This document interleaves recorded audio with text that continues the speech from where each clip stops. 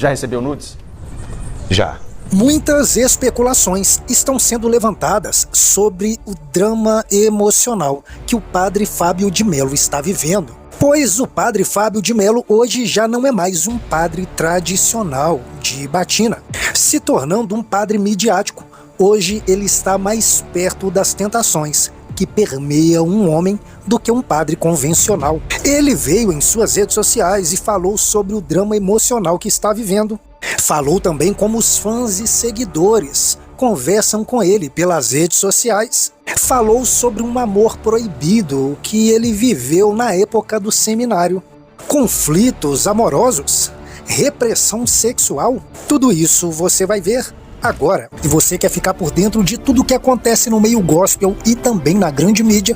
Se inscreva agora em nosso canal, ative o sininho e coloque para receber todas as nossas notificações. Dê um toque no botão curtir para nos apoiar. E sem muita demora, vamos ao vídeo.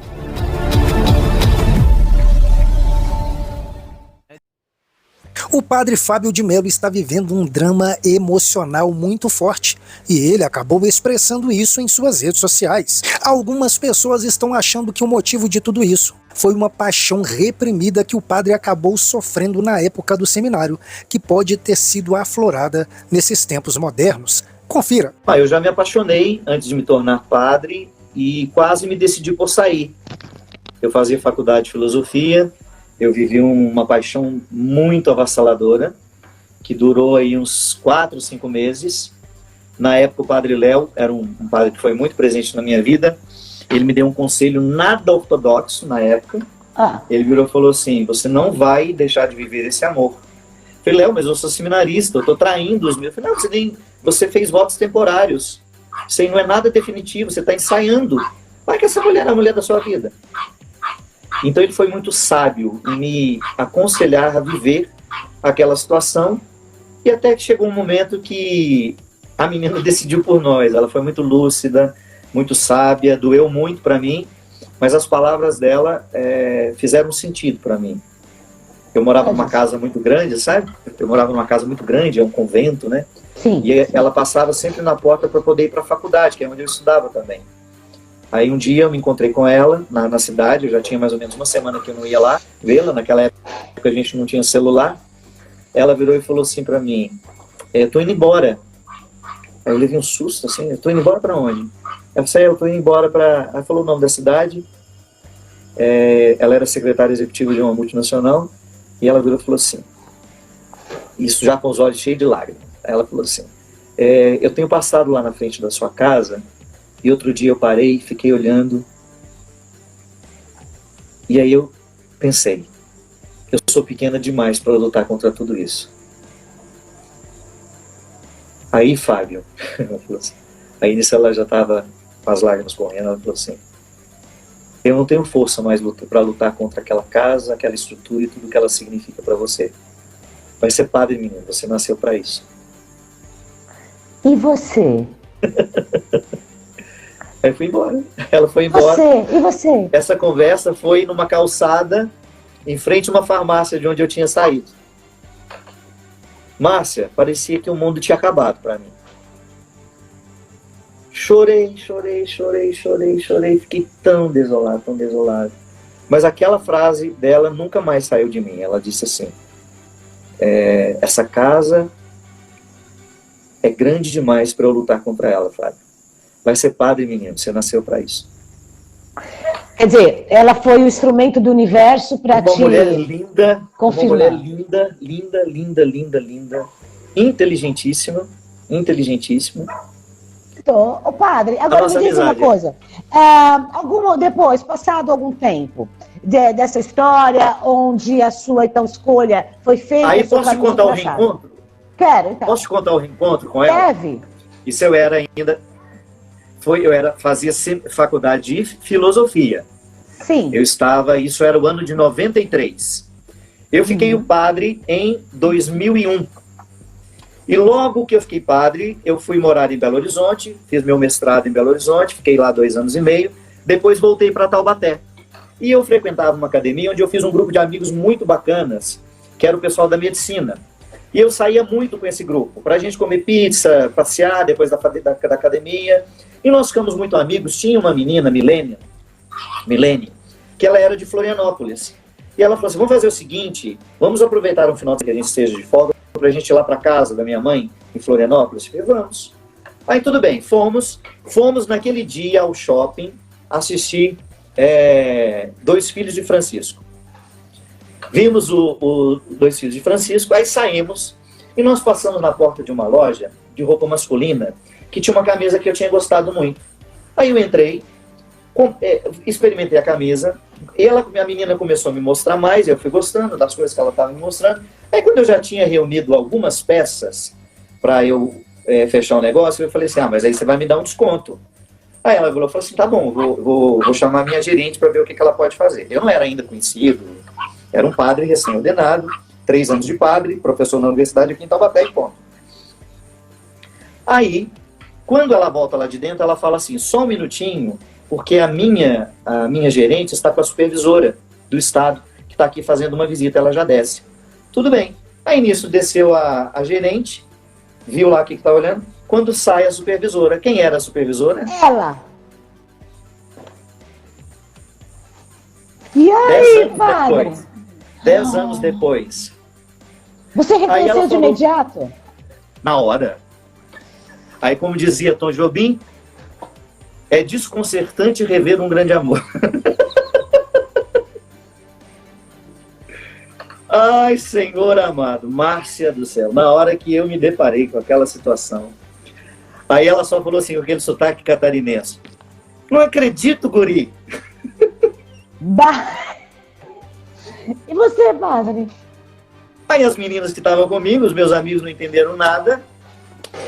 Eu já tinha contado essa história para Sabrina, que era uma das meninas que estava comigo lá naquele dia, Sabrina Mello. Ela sabia da história. Aí eu só depois para ela que Sabrina lembra da história da menina lá, papai. Sim, é ela. Eu não acredito. E, gente, eu não sei, porque às vezes Deus nos dá a oportunidade de fechar os ciclos, né?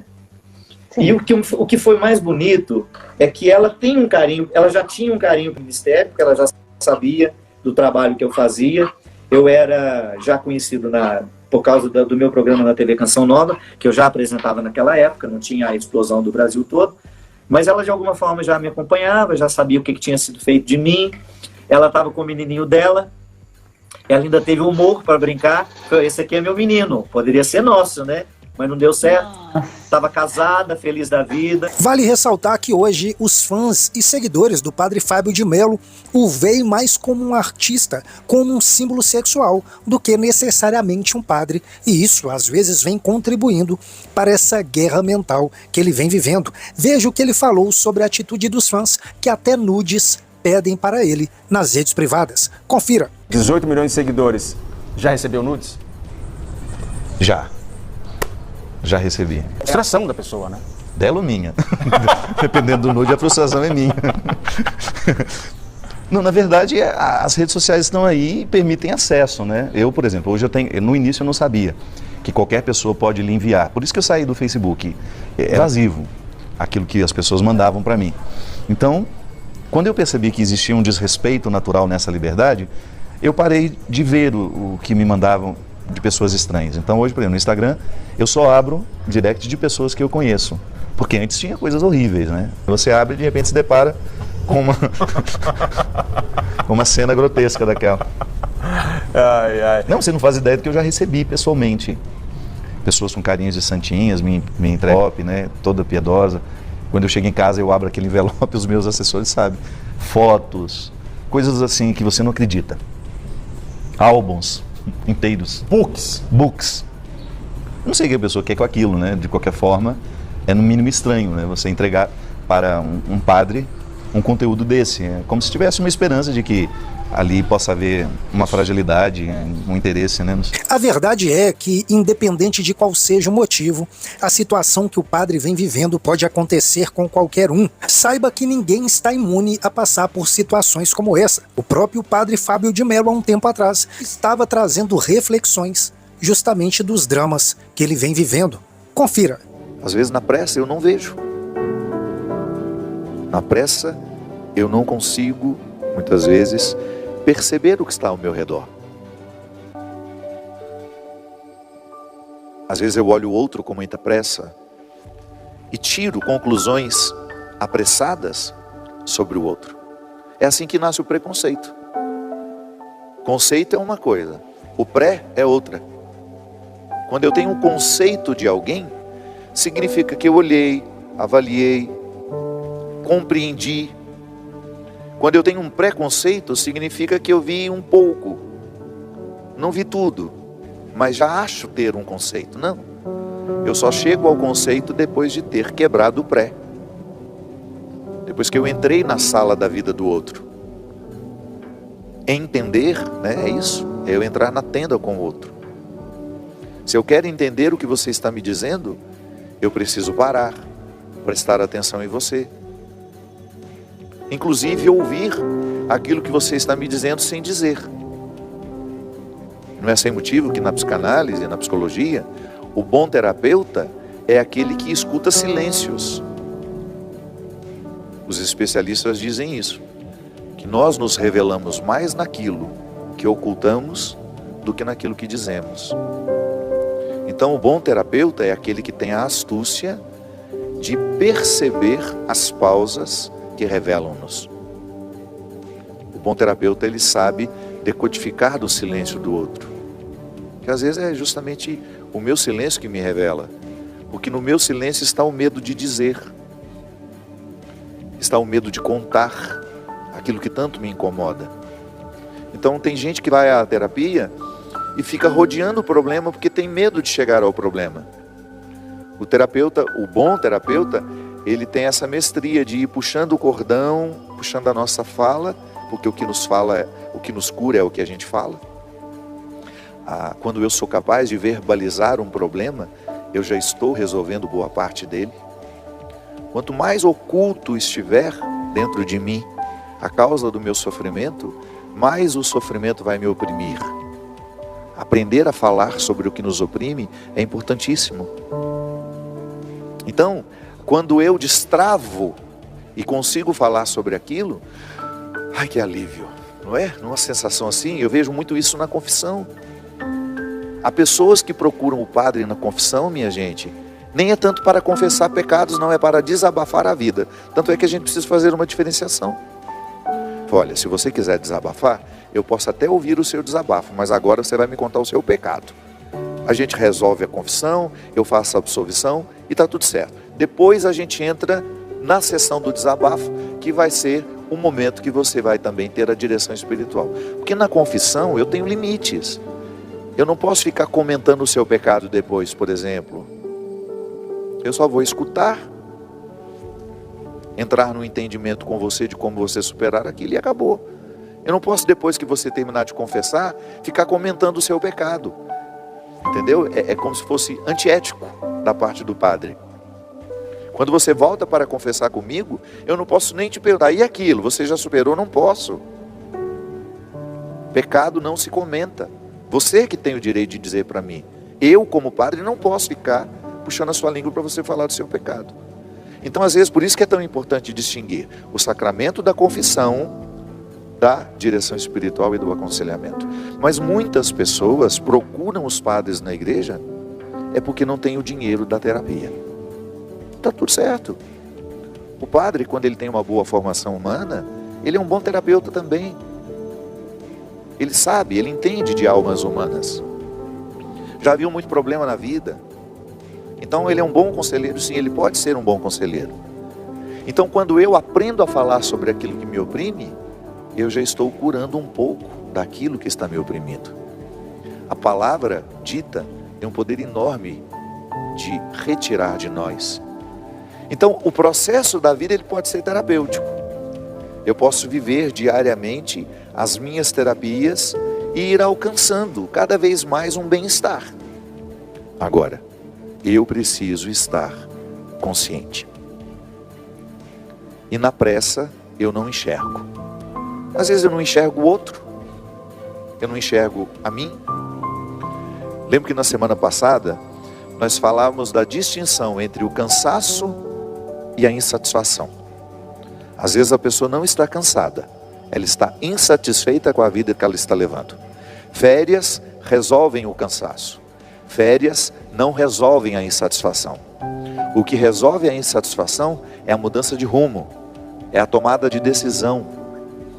E nesta música tem uma estrofezinha que os compositores foram muito inteligentes e muito sensíveis, que é conhecer as manhas e as manhãs. Veja que são duas palavras muito parecidas, só tem um acentozinho. É como se ele quisesse dizer, a gente precisa aprender a distinguir as coisas. A distinção é fundamental. O saber distinguir o cansaço da insatisfação, por exemplo. Mas na pressa a gente não distingue nada. O que muitas vezes infelicita uma pessoa é a pressa com que ela vive. Na pressa você não percebe o valor das coisas. Na pressa você não sente nem o sabor do que você está comendo. Os especialistas dizem que a gente tem que mastigar quantas vezes? Cada colherada? 50 vezes, Everson? Olha isso. Tem gente que dá um tombo na comida e já engoliu. Ansiedade. Você sabia que quando você come demoradamente, quando você mastiga demoradamente cada porção de alimento, o seu cérebro tem mais tempo para processar a saciedade. Então aquele pratinho que você repetiria 3 vezes, porque você comeu depressa, você não teria necessidade de repetir se você comesse devagar. Porque comendo devagar, o seu cérebro entende de que o organismo já recebeu o alimento necessário para a saciedade. Por isso que obesidade está muitas vezes associado aos processos de ansiedade. A pessoa come depressa demais. Não dá tempo ao cérebro de identificar que já teve alimento suficiente para saciar o corpo. Ele vai pedir mais. Então ele não joga a informação de que o corpo já está saciado. Experimente comer mais devagar.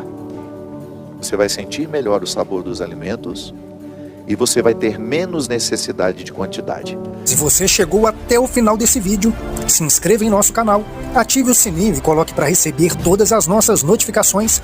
Dê um toque no botão curtir para nos apoiar. Esse é o canal Mover Gospel e eu espero por você aqui no próximo vídeo.